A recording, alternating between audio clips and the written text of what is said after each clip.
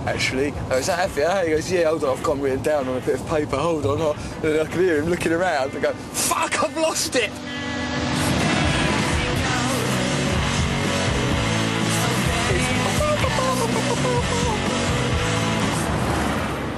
Kerouac's favourite companion on the road was his best mate, the rebellious, self-confessed, fastest man alive, Neil Cassidy, who was like a brother to him. I believe it was Plato that said, there's no friendship more beautiful than that between two men. Me and Matt's relationship's a bit more complicated. It's not a love-hate relationship, it's a like-hate relationship. When I first met him, I didn't really like him. I thought he was a bit of a show-off. My relationship with Matt is kind of like I have this sort of... It's like a coupling. It's unconsummated. Yeah, I know what you mean. Quite rightly unconsummated. Kerouac was the shyer of the two men, and he was bewitched by the mercurial Cassidy. When Kerouac wrote on the road, he thinly disguised Cassidy by calling him Dean Moriarty, the hero of the book. In the book, you know, Jack Kerouac talks about women a lot, but really his main focus of his love is Neil Cassidy. What are you saying? Matt is... I mean, he adores me. It's very sweet. He's basically come on this trip just to ogle me, watch my behind wiggle across the States. He's funny, and sensing the humour in everything, I think, is powerful, because I think ultimately it's about death. I think it's about the acknowledgement that nothing matters, that it's stupid.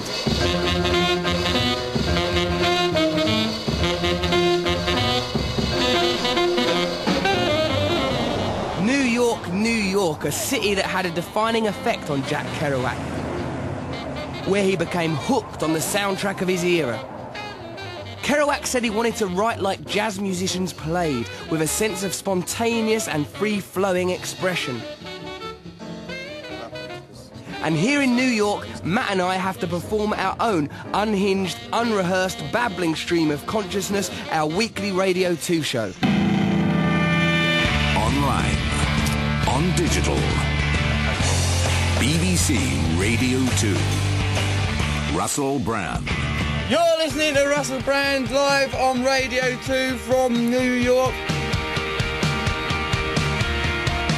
One day, ages ago, a man wrote this novel, right, about searching for spiritual freedom in the great wide open landscapes of America. 50 years later, I have to share a room with Matt Morgan. So if you are a writer, please think about the consequences of your work. I have to watch him sleeping in his little tiny white toddler's pants. They're not toddler pants, they're my pants. They're not, I've not got them off of a toddler. I don't know how that exchange would ever take place. I get them directly from a shop. I'll give you this ice cream. You know what I mean? There's no way that you could do that without it. Even if it was, I simply want the pants. There's no court in the land will go, well, quite clearly, he just wanted the pants. It would just look bad. Fiercely. Me and Matt are staying at the famous Chelsea Hotel. We have been sleeping together in the same bedroom like a latter-day sort of punk steptoe and son. Yeah, it's not like Morecambe and Wise, because Morecambe and Wise get on. Quite frankly, it's a dump.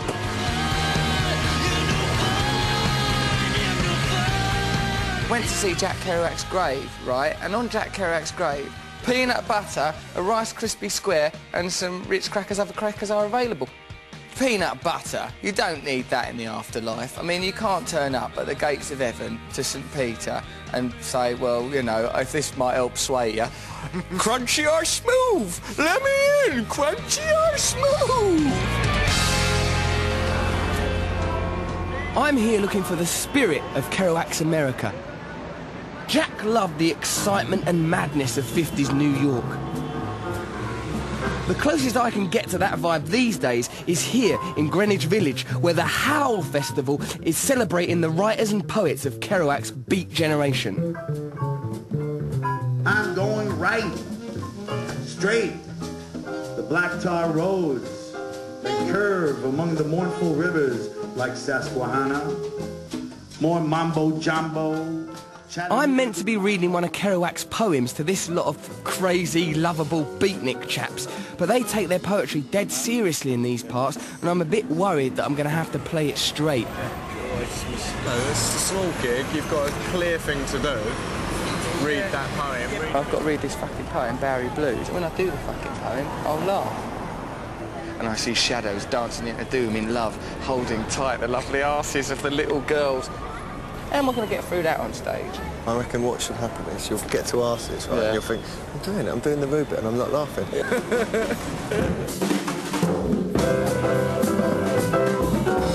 Also, to make matters worse, I'll be backed by one-man jazz band David Amram.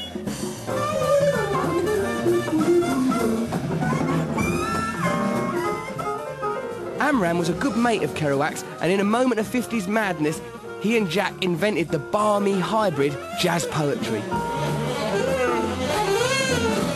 In the interest of good taste, Bob Holman brevity at Bowery Poetry Club, improvisatory good times, don't you see?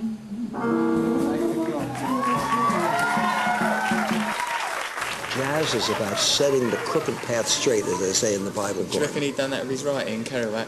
Every second. Do you reckon? He was spontaneous, but he came from a disciplined background, so he combined formality and spontaneity.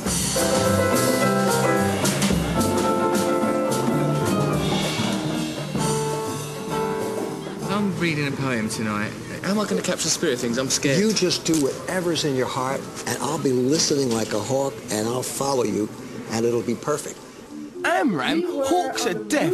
Oh, I'm as angry as a fox. I'm as stubborn as a bucket. Yell, I guess.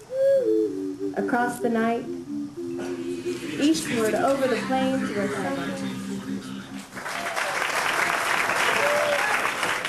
Thank you.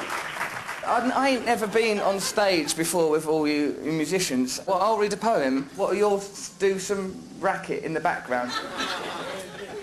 Alas, I'm not a drug addict anymore, so this is strikingly real. Where I'm still able...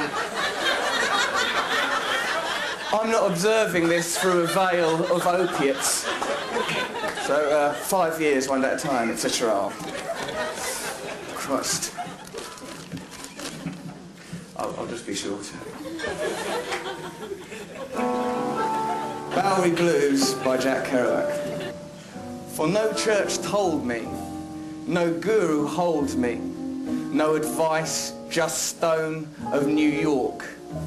And on the cafeteria we hear the saxophone.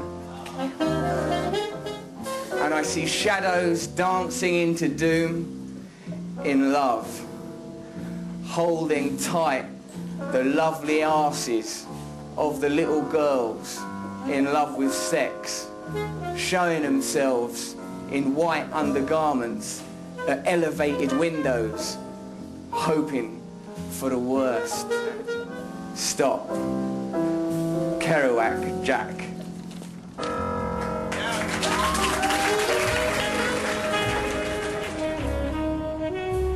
On the Road made Kerouac famous, but it was 7 agonising years after he wrote it before it was published. Jingle all the way. Sorry. I know how I felt when I finally achieved notoriety, Hello, Joyce Johnson. but unlike me, Kerouac was a shy sort of a bloke, and I wonder how he coped with it. Matt Morgan. Hello there, Joyce. Hi. Joyce Johnson was his girlfriend at the time and was with him at the very moment he read the first review. We've got that newspaper. Oh, fantastic. We've got it, yeah. So where is it? Can you... Aha! Aha! There it is. Books of the Times. Yeah. On the Road is the most beautifully executed, the clearest, and the most important utterance yet made by the generation Kerouac himself named years ago as Beat. On the Road is a major novel. Good review, isn't it? Yeah, it's a very good As well review. as being glowing, it's Yeah. accurate. So you sat with him when the first time that he saw that? He saw that. His response was peculiarly flat. Flat? It's good, isn't it? Right. After that review, he was suddenly overnight. Everyone wanted to know about him, and the idea of the Beat generation got spread far and wide. Everybody responded to this sort of, youthquake, everything for kicks idea. So they got that bit. They What got didn't that they bit. get? They didn't get the bit that the book had a whole sort of spiritual dimension. You know, Jack's real intention behind the novel A rather got lost. beautiful and respectful idea was lost because, oh my God, everyone's smoking joints and having it off. Exactly. You know, the Jack figure and On the Road. He was actually on a quest for God. Everything is fine. God exists. We know time. God exists without qualms. As we roll along this way, I'm positive beyond doubt that everything will be taken care of for us. That even you, as you drive, fearful of the wheel, the thing will go along of itself, and you won't go off the road, and I can sleep. I wonder if the spirit of On the Road can ever be recaptured in a movement, a rebellious, revolutionary movement that will return people to those kind of values. Do you think that's what people want? Do you think it's possible? Do you think it's gone too far? Younger people always ask me that, and I would like to think that that could happen, but people will have to do that on their own terms.